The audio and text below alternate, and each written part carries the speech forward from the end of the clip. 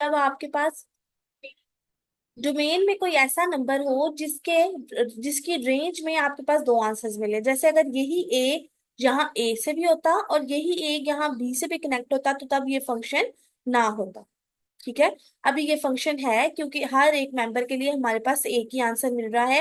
Range में कुछ बचता है तो वो हमारा मसला नहीं है। इस तरह ही देखो F of A, F of D, F of B, F of C, ये सारे जितने भी फंक्शंस हैं, यहाँ देखो ए के लिए डी आंसर, बी के लिए ए, सी के लिए सी, डी के लिए डी। तो अब यहाँ देखो यहाँ पर हमारे पास ए के लिए डी आंसर है, डी के लिए भी डी आंसर है, लेकिन ऐसा नहीं है कि किसी एक मेंबर के लिए भी यहाँ पर दो आंसर्स हो। रेंज में दो आंसर्स नहीं है। ठीक है। रेंज में दो आंसर्स नहीं है, इसलिए ये भी क्या है, एक फंक्शन है। अब वो नेक्स्ट पूछा है which functions in exercise 10 are onto. अब वो पूछा है ऐसे कौन से फंक्शंस हैं जो ऑन टू हैं। ये पहले वाले के केस में तो हमारे पास सारे के सारे ही 1 to 1 थे, क्योंकि हमारे पास जितने भी मेंबर्स थे हमारे पास रेंज में कुछ बच गया था लेकिन डोमेन में कुछ भी नहीं बचा था। ठीक है। तो अब वो पूछा है बताओ इन्हीं वाले केसेस के अंदर कौन सा फंक्शन ऑन टू है और कौन सा फंक्शन ऑन टू नहीं है।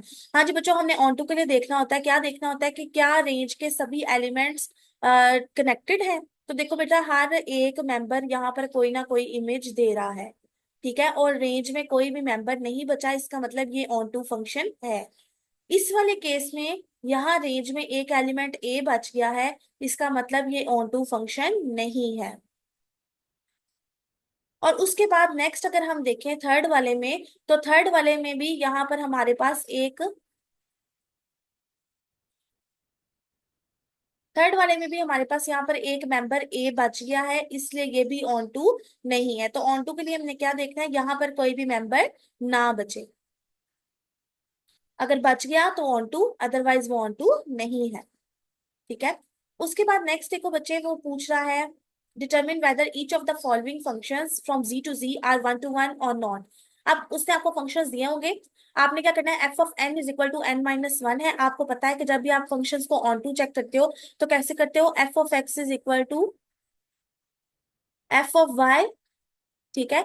और फिर देखते हो कि क्या एक्स और वाई इक्वल है या नहीं है। तो आपने क्या करना है, आपने फंक्शन गिवन होगा एफ ऑफ एक्स की फॉर्म में, यहाँ देखो एन है तो एन की फॉर्म में फंक्शन गिवन है n-1। जहां पर n-1 फंक्शन गिवन है, हमने खुद से एक और फंक्शन लेट किया कि अगर n की जगह m होता तो फंक्शन क्या होता, m-1। हमने कहा f of n is equal to f of m, let कर लिया, दोनों को इक्वल किया दोनों साइड्स को। अब दोनों साइड से -1 से कैंसिल हो गया, आपके पास आंसर क्या आया, n is equal to m। तो इसका मतलब आप लेकर चले थे f of n is equal to f of m और आंसर क्या आया, n is equal to m। इसका मतलब ये क्या है, एक 1 to 1 फंक्शन है। ठीक है।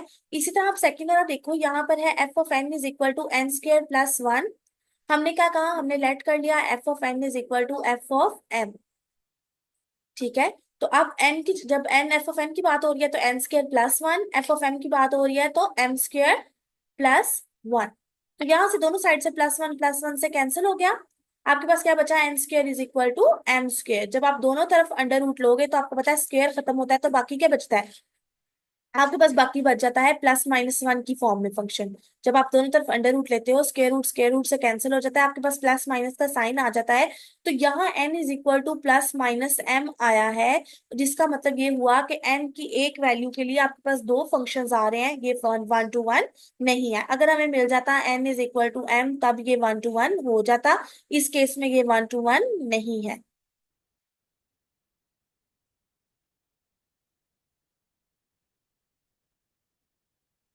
हाँ जी बच्चों, नेक्स्ट वाला देखो, एन क्यूब है, आपको दूसरा फंक्शन क्या मिलेगा, एम क्यूब। दोनों को आपने क्यूब, दोनों तरफ क्यूब रूट लिया। अब आपको पता है सिर्फ स्क्वायर रूट लेने पे +-1 आता है, क्यूब रूट लेने पे +-1 नहीं आता। तो इसलिए यहाँ पर दोनों तरफ से क्यूब रूट कैंसिल हो गया, आपके पास बच गया n is equal to m, जो कि एक 1 to 1 फंक्शन है। उसके बाद नेक्स्ट आपके पास सीलिंग ब्रैकेट है।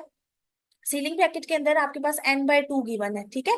तो अब यहाँ पर देखो n/2, जब आप दोनों तरफ से n/2 लेते हो, यहाँ से आप m/2 लेते हो, दोनों के अंदर आप क्रॉस वाली फॉर्म लगाते हो, तो वो कहता है it is not 1 to 1 function because only it gives the decimal functions. हाँ जी, आपको पता है बच्चों, जब आपके पास सीलिंग फंक्शन में कोई नंबर होता है तो हम कहते हैं ये एग्जैक्ट अगला नंबर बताता है। ऐसा ही है यहाँ पर, अगर एन और एम की बात हम करते हैं, तो एन और एम के अंदर जब हम वैल्यूज पुट करते हैं, यहाँ पर आ जाएगा 1/2 या 1/3 या जो भी नंबर है, ठीक है। और यहाँ पर भी कुछ ऐसे ही 1/2 समथिंग आ जाएगा। आपको पता है यहाँ जो भी फंक्शन होता है उसकी हमने सीलिंग ब्रैकेट कंसीडर करनी होती है। जब हम सीलिंग ब्रैकेट कंसीडर करेंगे तो हमें पता है सीलिंग ब्रैकेट हमेशा एक नंबर आगे जाती है, ठीक है। तो जरूरी नहीं हो कि जो नंबर वो हमें दे वो एन और एम में हो, वो हमेशा क्या करेगी, सिर्फ और सिर्फ हमें पॉइंट्स में आंसर देगी। ये दोनों तरफ से हम ब्रैकेट को सॉल्व करने की बजाय हम डायरेक्टली ब्रैकेट को कैंसिल आउट करके हम कहते हैं n/2, हम कंसीडर कर लेते हैं, हमारे पास है n/2 is equal to m/2, ठीक है। तो अब यहाँ जो n और m वाली बात की जा रही है, जरूरी नहीं कि ये n और m हमेशा इक्वल ही हो, ठीक है। इसकी मैं आपको एग्जांपल देती हूँ। जैसे अगर हम देखें 1.2 लिखा हुआ है, ठीक है। अगर मैंने इसकी सीलिंग ब्रैकेट फाइंड करनी है, मुझे इसका आंसर 2 मिलेगा। अब अगर मेरे पास यहाँ लिखा हुआ है 1.4, 1.4, इसका आंसर भी क्या मिलेगा, 2 ही मिलेगा, ठीक है। 1.6, 1.8, कई नंबर्स ऐसे हैं जिनका आंसर मुझे 2 मिलता है। और हमने क्या पढ़ा था कि जो नंबर्स गिवन हो हमारे पास उसके लिए एक ही आंसर आए।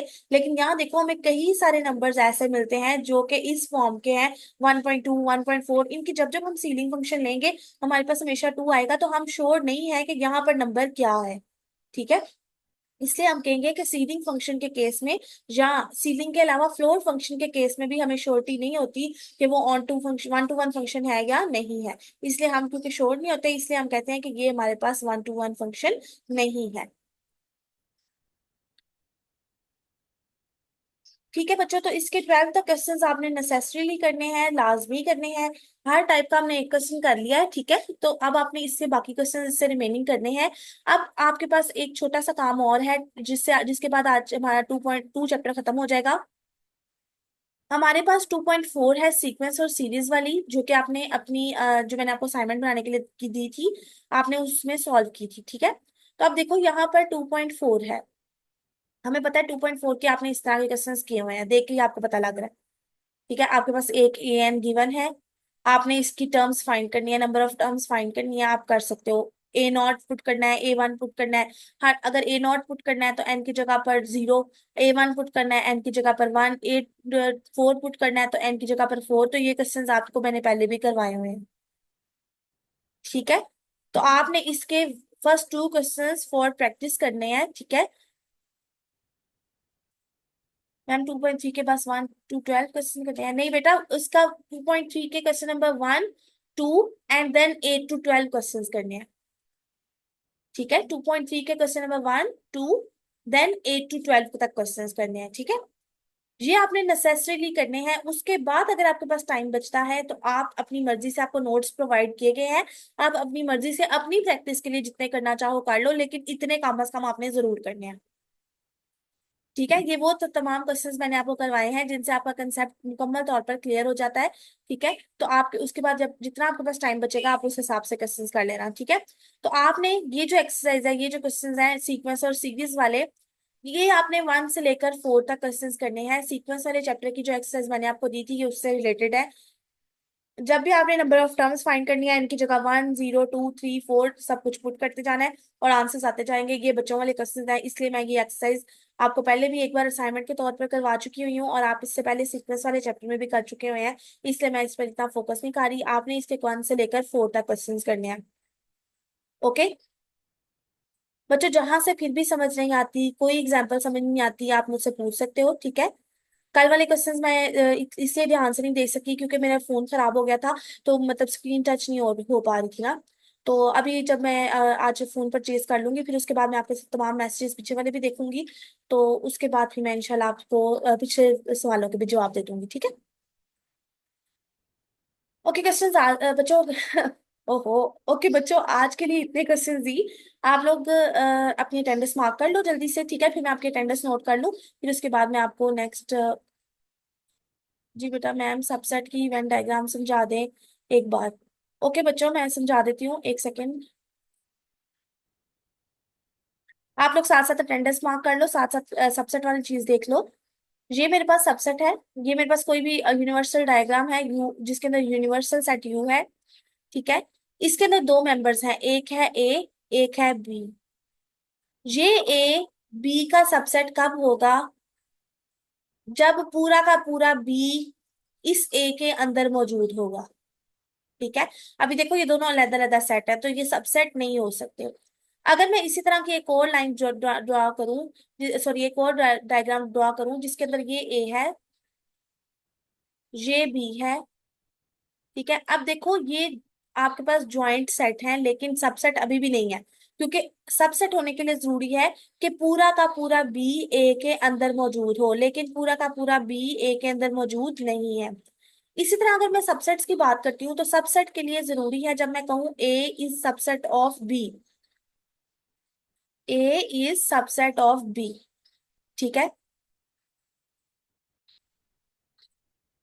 तो जिसकी साइड, इसकी यू वाली ओपन साइड जिस सेट की तरफ होगी, वो बड़े वाला सेट होगा, उसके अंदर दूसरे वाला सेट एग्जिस्ट करेगा। तो ये आपके पास एक है बी, और क्योंकि ये बी वाली साइड पर इसका खुला हुआ मुंह है, इसलिए ए को इसके अंदर होना चाहिए। तो अगर पूरा ए इसके अंदर होगा तो मैं कहूंगी ए इज सबसेट ऑफ बी। और अगर मैं कहती हूँ बी इज सबसेट ऑफ ए, ठीक है, तो इसका मतलब ए बड़ा है बी छोटा है, और मुझे पूरे के पूरे ए के अंदर बी चाहिए, तो ये मेरा इसके अंदर बी है।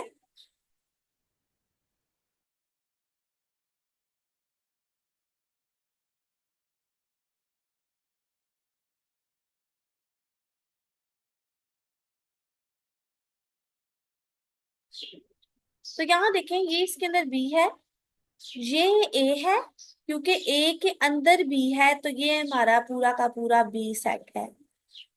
ठीक है।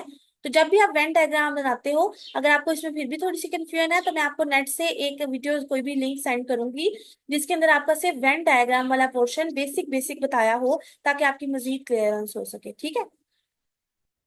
और बच्चों मैं इसकी आपको रिकॉर्डिंग भी थोड़ी देर तक सेंड कर दूंगी। ठीक है। तो आज के लिए हमारा लेक्चर इतना ही था। मैं आपके अटेंडेंस अब नोट कर लूँ, फिर आप जिन्होंने अटेंडेंस लगा लिया वो लेफ्ट कर सकते हैं।